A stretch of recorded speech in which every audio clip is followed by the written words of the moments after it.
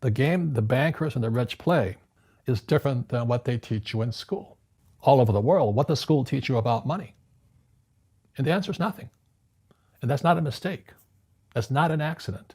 I knew that. Most people know that. But the way to keep the poor and middle class working hard is never teach them what the rich know. The people that are being screwed today are the poor and middle class because they work for money. The rich don't work for money. Don't you touch that stuff. Being an entrepreneur, I was in the rock and roll industry. And back in the 80s, I started studying with a man named Dr. R. Buckminster Fuller, best known for the geodesic dome.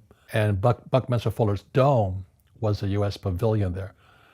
So Expo 67 was the World's Fair on the future, and Fuller was a futurist. But I didn't meet him there. And then back in 1981, I finally met him in Kirkwood, California, on a seminar called The Future of Business. And I was a hardcore make money entrepreneur. And one day Fuller asked me, he says, "What's your life's purpose?" And I said, "Make money."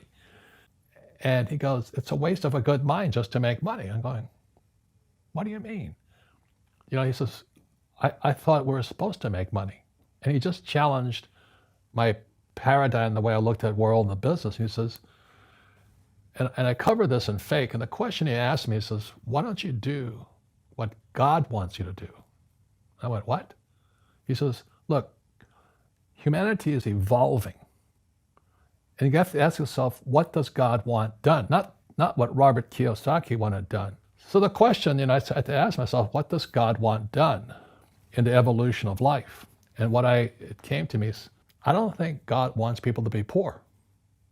And so that's when I came out with Rich Dad, Poor Dad, the cash flow game, because poverty hurts. I don't like it. And I don't like that our academic system's so corrupt. We know the banking system's corrupt. We know politics is corrupt, but academics is just as corrupt.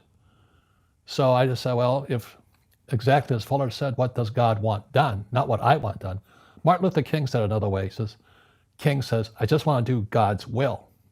So that's what I cover in Fake. What does God want done? I was on CNN calling the crash of 2008. I said, "Lehman's going down. You can check it out." I said to Wolf Blitzer, "Lehman's going down." And he goes, "Oh!" And he got kind of flustered because they're not allowed to say stuff like that. Right. They don't want what we know out there. So that's why Fake is fake money, fake teachers, fake assets. And the asset part, where that comes from. It's the City of London, Wall Street, the derivatives markets, LTCM, long-term capital management records. And all of us that know are kind of getting out. But our school system will never tell us that because they're part of the process. Fake money, fake teachers, fake assets. They're all one scenario. What is financial education? It's not get a job, work hard, save money, and invest in a well-diversified portfolio of stocks, bonds, mutual funds, and ETFs. That's not it. The financial industry is two things: debt and taxes. Debt and taxes. And that's where Fake starts. 1971, Nixon took the dollar off the gold standard, and the US dollar became debt.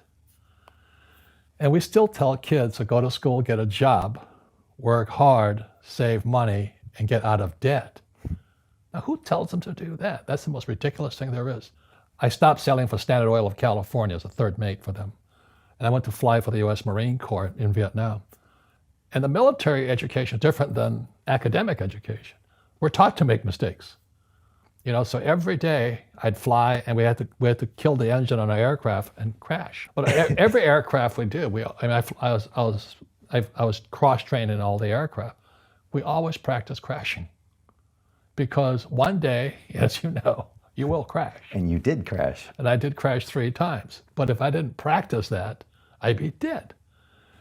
So what happens to the average person in a financial crash, they don't know what to do. And right now, as you know, for the middle class of the world, we're in a crash.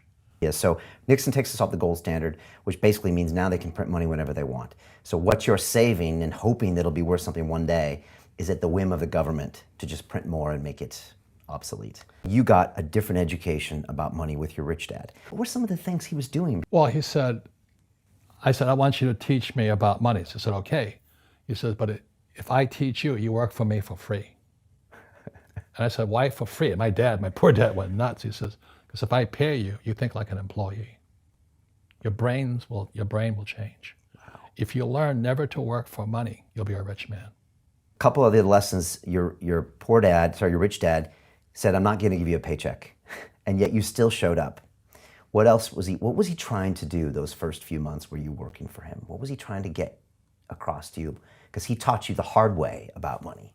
Well, it came from a lesson before Rich Dad. I was in Sunday school. My Sunday school teacher was a young, pretty woman, and she said, why were the three wise men wise? I go, because they were rich.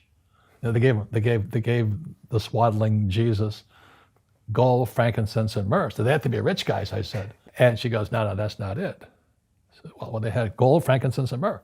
Well, that's not it. I said, why were they wise? I don't know. She says, what made them wise was they always sought the best teacher. And she says, if you're going to be successful in your life, you've got to find the best teachers. And so with that, when my poor dad said, go seek out your rich dad, I was just following her advice.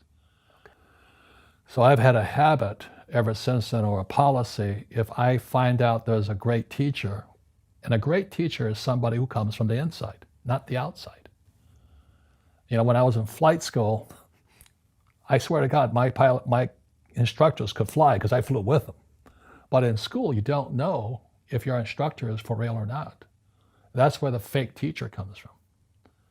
When I was in my MBA program, I was still in the Marine Corps, and my MBA accounting teacher doesn't know accounting. I'm going nuts. I'm not an accountant, but I knew he wasn't an accountant also, so I took him on. I said, are you an accountant? He goes, I have a master's in accountancy.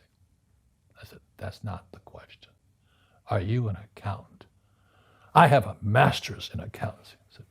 And I stood up and I said, are you an accountant? Same answer. I said, you're a fake. You don't know what you're talking about. And to this day, when I listen to what people are teaching kids about accountancy, it's bad accountancy. The reason the rich don't work for money is number one expense is tax. See, there's three kinds of income: earned, portfolio, passive. So earned income is if I get a job, that's earned income.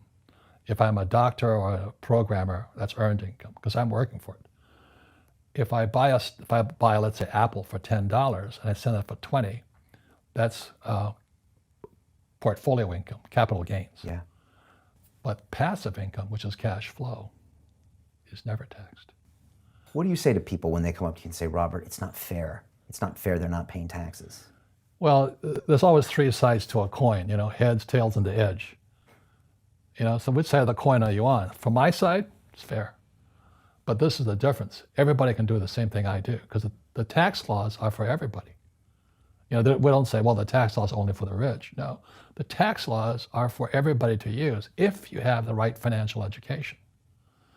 And the reason I'm an advocate of financial education, without that education, you'll have to pay taxes.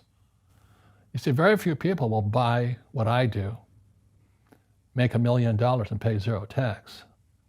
That takes, and my rich dad taught me that playing Monopoly. That's how it started. 4 greenhouses, 1 red hotel. Inside Fake, I cover the infinite return.